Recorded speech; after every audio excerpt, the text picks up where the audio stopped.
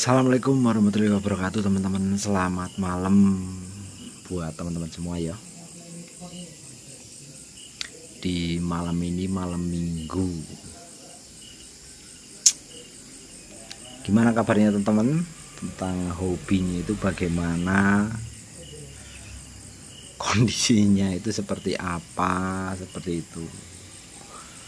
Karena gini teman-teman, banyak keluh kesah itu yang saya tangkap itu permasalahannya itu bukan karena burungnya sih sebenarnya. Yang pertama itu ambisinya kalian, ya kan?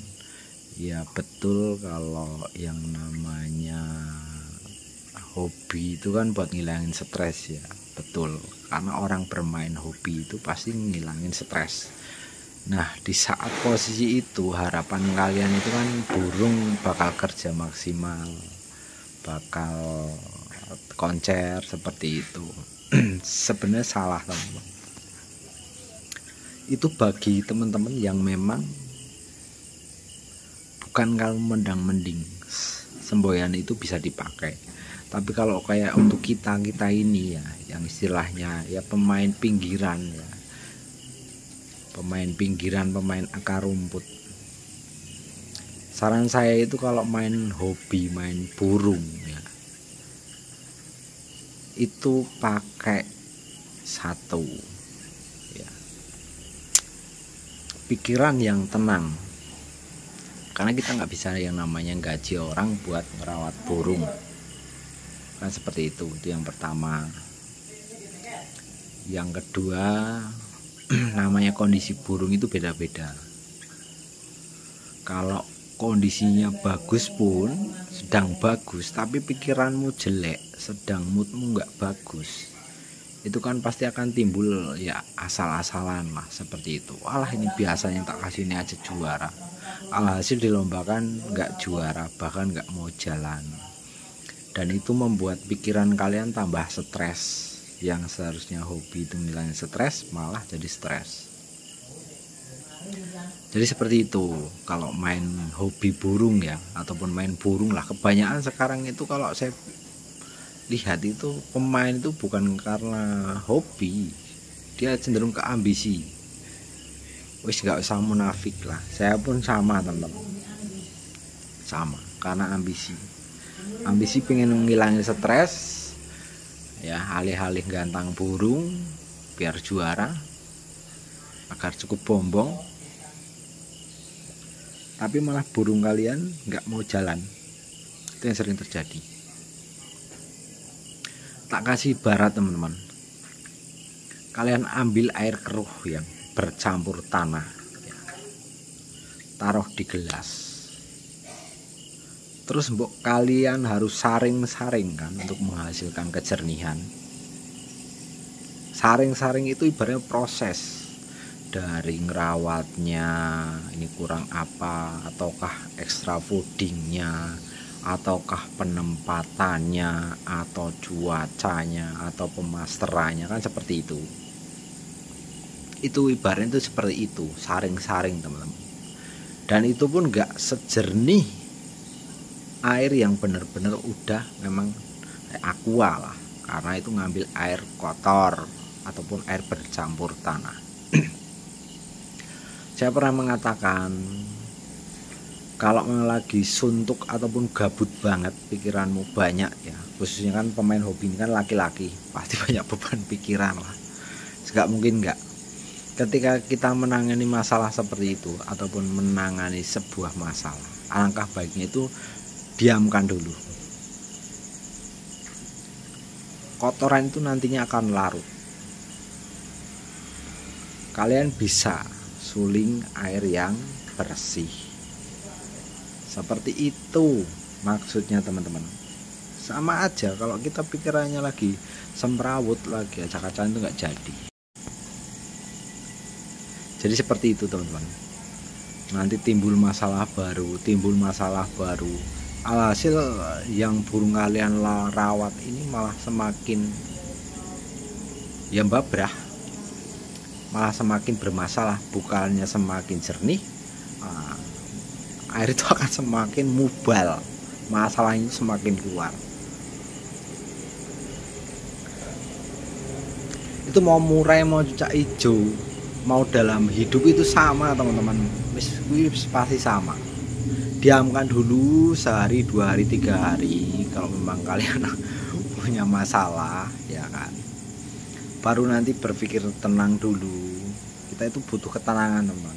Laki-laki itu butuh ketenangan. Tapi mbok pikir terus, itu yang ada kita nggak akan menyelesaikan masalah, yang ada malah memperkeruh masalah. Seperti itu ya. Jadi malah memperkeruh masalah. Sama dengan dunia hobi itu sama teman-teman. Wong kadang-kadang namanya hidup itu ya, kita udah niat baik aja, kadang ada yang memperkeruh. Apalagi burung, tak kasih baratkan lagi teman-teman. Contohnya di burung apa om?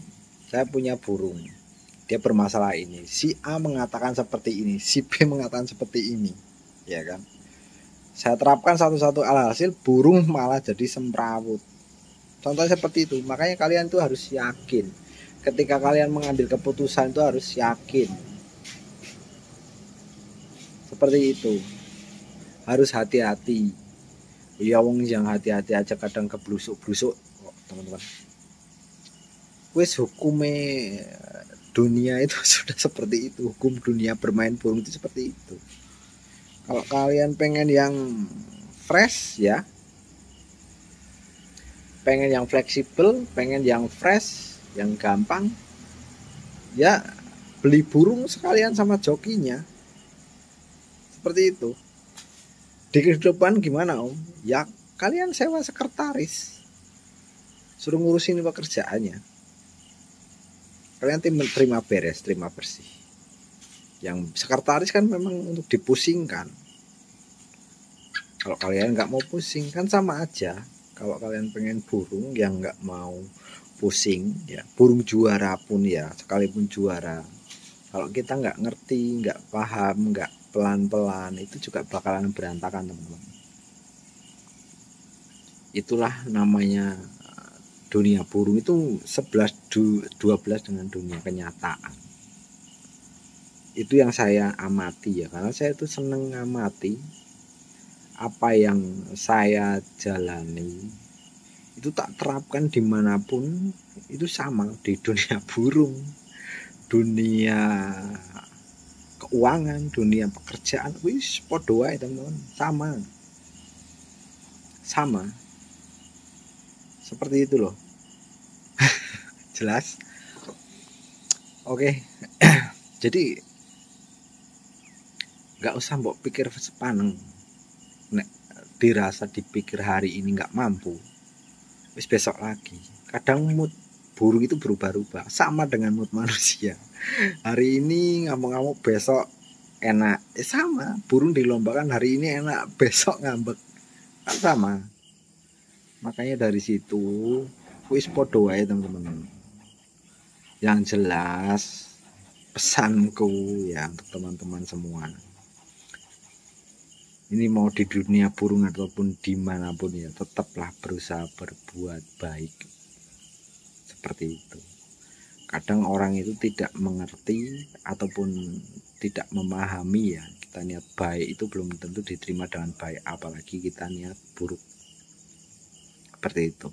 Kita pun kalau menjelaskan seperti apapun, kita ngerawat burung seperti apapun ya, ketika mood kita jelek atau mood si burung ini yang jelek, ya kan, itu sama aja, nggak bakalan diterima. Seperti itulah ibaratnya. Yang jelas apa ya, itu tadilah, kembali lagi ke laptop ya, dunia burung. Kalian tuh butuh tenang merawat burung itu. Kenapa jadi jam-jam segini ini, jam-jam malam ya, jam-jam malam ini kan jam-jam habis maghrib, habis isya ini kan santai, kita kan berpikir tenang, santai, habis mandiin burung umpamanya kan seperti itu, kita lihat gerak-geriknya, oh ini gimana setelah tak mandiin besok dilihat, ataupun gerak-gerik hari ini setelah dimandikan itu bagaimana, hasilnya itu bagaimana. Sebenarnya kalian harus pintar-pintar mengamati. Dalam apa yang setiap kalian lakukan itu pasti ada hasilnya. Kalau kita berbuat baik ya hasilnya baik, entah itu kapan waktu. Seperti itu pasti, nggak bakalan enggak. Sama kalau kita santai begini ya kan, mandiin burung, kasih makan burung, kamu itu kan niatmu baik supaya kamu itu mau kerja lapangan, dilihat nih kurangnya apa. Kalau dirasa mentok ya diemin, habis mandi diemin, sehari 2 hari 3 hari insya Allah ketemu masalahnya teman-teman. Kalau kalian berdasarkan, karena namanya ilmu bermain burung itu memang tidak ada ilmu pasti. Kenapa? Setiap tempat itu berbeda-beda. Namanya makhluk hidup, nggak usah setiap tempat, setiap menit, setiap jam itu mudah berubah. Kita itu hanya bisa memahami, ngalah. Oh kamu nih pecicilan, lompat sana lompat sini. Oh kamu harus mandi, biar adem, biar santai, biar rileks. Oh kamu ini nguklukan, digantang. Oh kamu ini harus ditambah extra foodingnya, tambah durasi mandinya, atau digembleng jemur, dikurangin extra foodingnya, diturunkan jangkriknya agar materinya itu panjang-panjang. Jadi dengan dua metode mandi dengan metode jemur itu sama-sama hasilnya sama, untuk memanjangkan materi. Tujuannya itu seperti itu, memanjangkan materi. Dengan mandi malam itu juga bisa, dengan mandi dengan extra fooding. Pokoknya semakin sering mandi, semakin sering kamu memberikan extra fooding, semakin lama durasi jemurmu, semakin sedikit kamu memberikan pemberian extra fooding jangkrik. Karena jangkrik sendiri kan memang extra fooding yang bisa dikatakan protein kasar yang sulit dicerna, ya kan, sulit dicerna ini kalau diimbangin banyak, terus kamu main mandi, yang ada burung dehidrasi. Biasanya pertama itu timbulnya lah mudah keluar di dalam kerodong. Ketika dilombakan ada yang matung, untuk cak ijo, ada yang gembung ya, untuk cak ijo. Untuk murai batu ada yang lowo, seperti itu, ada yang nabrak seperti itu teman-teman. Burung yang istilahnya apa ya, dia punya individual ataupun punya faktor yang bagus, udah bagus lah, semua burung itu bagus, cuman faktornya itu menuju ke bagusnya itu seperti apa sih ciri-cirinya. Dia ketika mandi malam diletakkan seperti ini, ataupun setelah mandi ketika kalian letakkan, dia itu lebih santai, membersihkan bulu-bulunya, nyelisik bulu di dish, santai, rileks, gak banyak penculut. Itu burung yang udah mapan, yang gampang dibawa kemana-mana, gak demam panggung, gak gampang takut orang. Itulah yang burung dikatakan burung mapan teman-teman. Burungmu mau matanya sekebun, kalau ada orang lewat aja masih meletik sana meletik sini, jangan berpikir kamu digantangan akan anteng, pasti ada mentalnya. Karena nggak terbiasa dengan sorak-sorak penonton, nggak terbiasa dengan hiruk pikuk ramenya lomba ataupun di arena lomba ya. Seperti itu bisa dilihat untuk mencari antengnya. Dari antengnya kalian harus bisa bongkar materinya, kalian harus bisa manjangin materi ataupun isiannya, kalian harus bisa. 3 itu teman-teman. Kalau kalian cuma bisa ngantengin, kebanyakan orang sekarang karena konten saya ini lebih ke ngantengin dulu, orang bingung ketika udah anteng, kayak mainnya enak tapi nggak bongkar materi. Nah, stadium yang gampang aja masih banyak yang gagal, apalagi yang langsung bongkar materi teman-teman. Cobalah dulu yang gampang dulu, ngantengin burung dulu gimana. Kalau udah, nanti baru yang naik kelas, yaitu itu tadi, bongkar materi. Isian aku udah bisa om, burung udah anteng, isiannya udah mulai keluar, walaupun pendek-pendek. Untuk cak hijau ataupun murai batu isiannya masih isian alam, belum mau membawakan isian materi, isian yang panjang-panjang seperti kenari dan lain-lain. Cak hijau belum mau ngerol panjang-panjang, gimana solusinya? Nah itu bertahap teman-teman, yang dinamakan bertahap itu seperti itu. Tapi kalau mau borong semua, walau alam, tak kasih sarannya, huwalamu. Kalau kamu bisa sekaligus semua, ataupun kalian semua bisa semua, mungkin udah nggak ada yang nonton konten saya, karena semuanya udah pinter. Karena semua udah pinter, jadi buat apa nonton konten Om Rio? Konten berfaedah juga enggak, dan seperti itu. Sebenarnya kalau orang paham itu ya